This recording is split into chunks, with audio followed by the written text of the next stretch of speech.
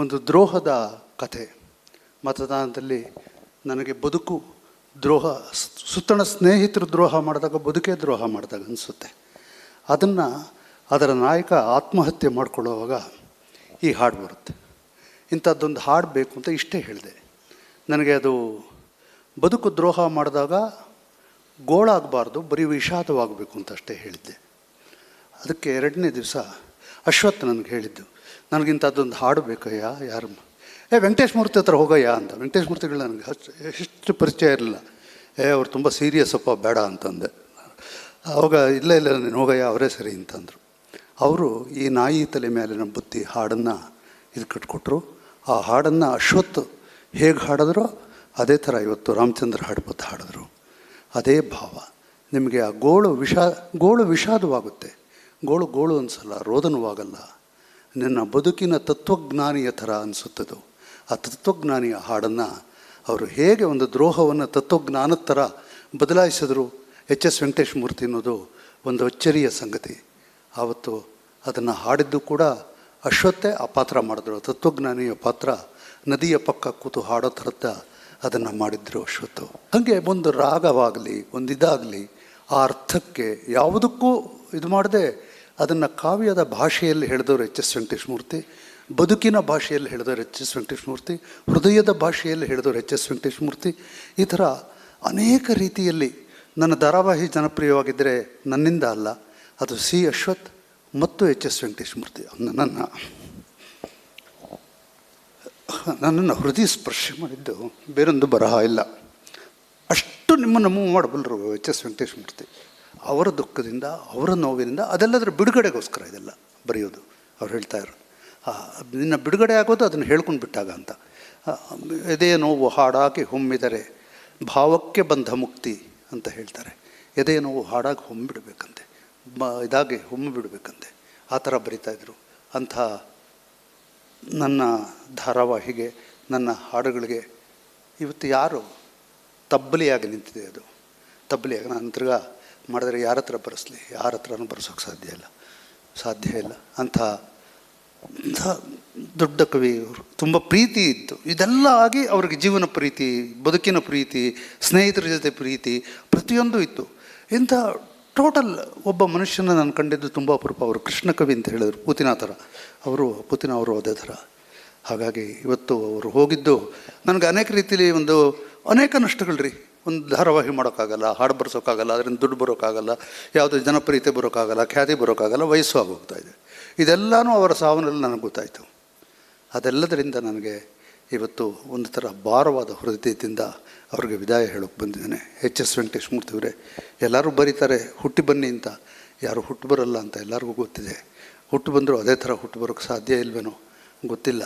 ಹುಟ್ಟು ಬಂದರೆ ಮತ್ತೆ ಇದ್ದಿದ್ದರೆ, ನಾನು ಧಾರಾವಾಹಿ ಮಾಡಿದರೆ, ತಾವೇ ದಯವಿಟ್ಟು ಧಾರಾವಾಹಿ ಗೀತೆ ಬರೀರಿ. ನಮಸ್ಕಾರ. ಪತ್ರಿಕೋದ್ಯಮ, ನ್ಯೂಸ್ ಚಾನಲ್ಲು, ದಿನ ಬೆಳಗಾದರೆ ರಾಜಕಾರಣ, ಕ್ರೈಮು ಇತ್ಯಾದಿ ಕವರ್ ಮಾಡೋದಿದ್ದೇ ಇರುತ್ತೆ.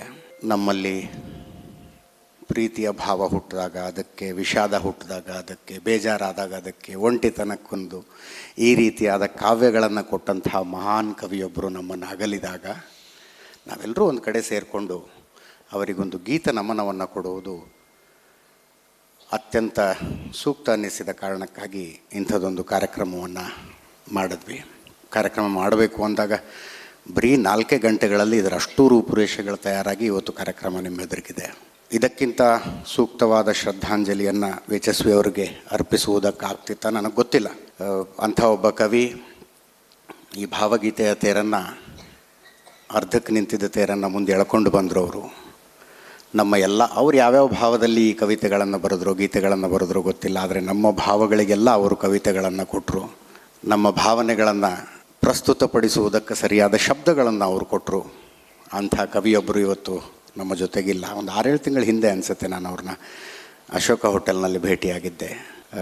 ನನ್ನ ಮಗ ಇಲ್ಲೇ ಆಟ ಆಡ್ತಿದ್ದ, ಸೋಹಮ್ ಅಂತ, 5 ವರ್ಷ ಅವನಿಗೆ ಸಂಗೀತ ಅರ್ಥ ಆಗೋದಕ್ಕೆ ಶುರುವಾದಾಗಿನಿಂದನೂ ಅವನ್ನ ನಾವು ಬೈದರೆ, ಹೊಡೆದ್ರೆ, ಅಥವಾ ಅವ್ನು ಜಾರಿ ಬಿದ್ದರೆ ಅಳುವಾಗಲೆಲ್ಲ ಅವನು ಅಳ್ತಾ ಇದ್ದದ್ದು, ಅಮ್ಮ ನಾನು ದೇವರ ಆಣೆ ಬೆಣ್ಣೆ ಕದ್ದಿಲ್ಲಮ್ಮ ಅಂತಲೇ ಅಳ್ತಾ ಇದ್ದವು. ಇಲ್ಲೇ ಆಟ ಆಡ್ತಿದ್ದ ಇಷ್ಟೋ ತನಕ. ಒಂದು ವಿಡಿಯೋ ಮಾಡಿದ್ವಿ, ವೆಂಕಟೇಶ್ ಮೂರ್ತಿ ಅವರಿಗೆ ಆ ವಿಡಿಯೋ ಪ್ಲೇ ಮಾಡಿ ತೋರಿಸ್ದೆ, ನೋಡಿ ನನ್ನ ಮಗ ಅಳೋದಕ್ಕೂ ನಿಮ್ಮದೇ ಹಾಡಬೇಕು ಅಂದಾಗ ಅದೆಷ್ಟು ಸಂತೋಷಪಟ್ಟರು ಅವರು, ಅದೆಷ್ಟು ಖುಷಿಪಟ್ಟರು. ನಾನು ಬರ್ತಾ ಟ್ರಾಫಿಕಲ್ಲಿ ಸಿಕ್ಕಾಕ್ಕೊಂಡಿದ್ದೆ, ಕಾರ್ಯಕ್ರಮ ಶುರು ಆಗಿಬಿಟ್ಟಿದ್ದೆ. ಅಯ್ಯೋ ಯಾವ್ಯಾವ ಹಾಡು ಹಾಡಿದಾರೋ ಏನೋ ಒಂದು ತಳಮಳದಲ್ಲಿ ಬಂದೆ ನಾನು ಕರೆಕ್ಟಾಗಿ ಒಳಗೆ ಬರೋ ಅಷ್ಟೊತ್ತಿಗೆ ಇರುವಂತೆ ತೊರೆದು ಸಾವಿರ ಚಿಂತೆ. ನಾನು ನನ್ನ ಏಕಾಂತದಲ್ಲಿ ಕೇಳುವುದಕ್ಕೆ ಅಂತಲೇ ಒಂದು 10-12 ಹಾಡುಗಳನ್ನು ಇಟ್ಕೊಂಡಿದ್ದೀನಿ. ಅದರಲ್ಲಿ ಮೊದಲನೇ ಹಾಡಿದು.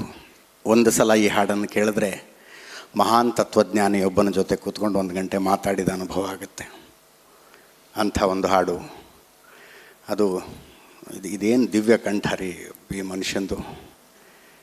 ರಾಮಚಂದ್ರ ಹಡಪದವರೇ ಇಂಥದ್ದೊಂದು ಕಾರ್ಯಕ್ರಮವನ್ನು ಮಾಡಿಕೊಡೋದಕ್ಕೆ ತಾವು ಒಪ್ಕೊಂಡ್ರಿ. ತಕ್ಷಣದಲ್ಲೇ ಇಲ್ಲ ಮಾಡೋಣ, ಇದೊಂದು ಗೀತ ನಮನ ಆಗಬೇಕು ಅಂತ ಹೇಳಿದ್ರಿ. ತಮಗೂ ನಾಗಚಂದ್ರಿಕಾ ಭಟ್ ಅವ್ರಿಗೂ ತುಂಬ ಧನ್ಯವಾದ.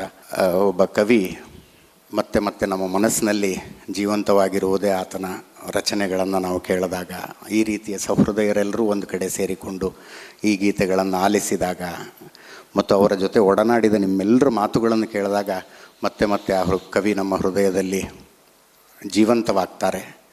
ಇದನ್ನು HSV ಅವರ ವಿಷಯದಲ್ಲಿ ಮಾಡ್ತಾ ಇರೋಣ. ಮತ್ತೊಮ್ಮೆ ತಮ್ಮೆಲ್ಲರಿಗೂ ಕೂಡ ಧನ್ಯವಾದಗಳನ್ನು ಅರ್ಪಿಸ್ತೀನಿ ಇಂಥದ್ದೊಂದು ಕಾರ್ಯಕ್ರಮಕ್ಕೆ ಬಂದಿದ್ದಕ್ಕೆ. ಮತ್ತೆ ಮತ್ತೆ HSV ಅವರನ್ನು ಕೇಳೋಣ, ಅವರ ಗೀತೆಗಳ ಮೂಲಕ ಅವರನ್ನು ನಮ್ಮ ಎದೆಯಲ್ಲಿ ಇಟ್ಕೊಳ್ಳೋಣ. ಈಗ ಡಾಕ್ಟರ್ ಮಂಜುನಾಥ್ ಸರ್ ವೇದಿಕೆಗೆ ಬರಬೇಕಾಗಿ ಕೇಳ್ಕೊಳ್ತೀನಿ.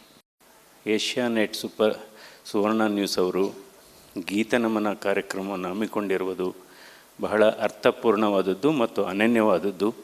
ಹಾಗಾಗಿ ನಾನು ಏಷ್ಯಾನೆಟ್ ಸುವರ್ಣ ನ್ಯೂಸ್ ಅವ್ರನ್ನ ಅಭಿನಂದಿಸ್ತೇನೆ ಈ ವಿಚಾರದಲ್ಲಿ. ಅಂದರೆ ನಮ್ಮ ಶರೀರದಲ್ಲಿ 60% ನೀರಿರುತ್ತೆ.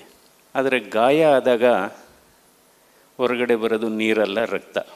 ಮನಸ್ಸಲ್ಲಿ ನೋವಾದಾಗ, ನಮ್ಮ ಭಾವನೆಗಳಿಗೆ ನೋವಾದಾಗ ನೀರು ಬರಲ್ಲ, ಅಂದರೆ ರಕ್ತ ಬರಲ್ಲ, ನೀರು ಬರುತ್ತೆ. ಅದು ಕಣ್ಣೀರಿನ ರೂಪದಲ್ಲಿ ನೀರು ಬರುತ್ತೆ ಅಂತ ಹೇಳಬೇಕಾಗುತ್ತೆ. ಯಾಕೆಂದರೆ ಒಂದು ಹಾಡಿನ ಮೂಲಕ ಈ ನೈಸರ್ಗಿಕ ಸಂಪತ್ತಿನಲ್ಲಿ ಹಲವಾರು ಉದಾಹರಣೆಗಳು ನಮ್ಮ ಕಣ್ಮುಂದೆ ನೈಸರ್ಗಿಕ ಸಂಪತ್ತಿನಲ್ಲಿದೆ. ಅದನ್ನು ಕವಿತೆಗಳ ಮೂಲಕ, ಕವನಗಳ ಮೂಲಕ ಅದನ್ನು ನಮಗೆಲ್ಲ ಕೊಟ್ಟಂಥ ಮಹಾಪುರುಷ HS ವೆಂಕಟೇಶ್ ಮೂರ್ತಿಯವರು. ಸೊ ಇವತ್ತು ಈ ಸಾಹಿತ್ಯ ಕ್ಷೇತ್ರದ ಭಾವಗೀತೆ ವಿಭಾಗದ ದಿಗ್ಗಜರಾದಂಥ ಅವರಿಗೆ ನಾವೆಲ್ಲ ಅವರ ಆತ್ಮಕ್ಕೆ ಶಾಂತಿಯನ್ನು ಕೋರೋಣ. ಬಹುಶಃ ಒಂದೊಂದು ಹಾಡುಗಳು ಕೂಡ ಅದು ಒಂದು ಪುಸ್ತಕ ಆಗ್ಬೋದು, ಒಂದೊಂದು ಹಾಡು ಒಂದು ಗ್ರಂಥಾಲಯನೇ ಆಗಿದೆ. ನಮಗೆಲ್ಲ ಮತ್ತೊಮ್ಮೆ ಅವರಿಗೆ ನಾವು ನಮಿಸೋಣ.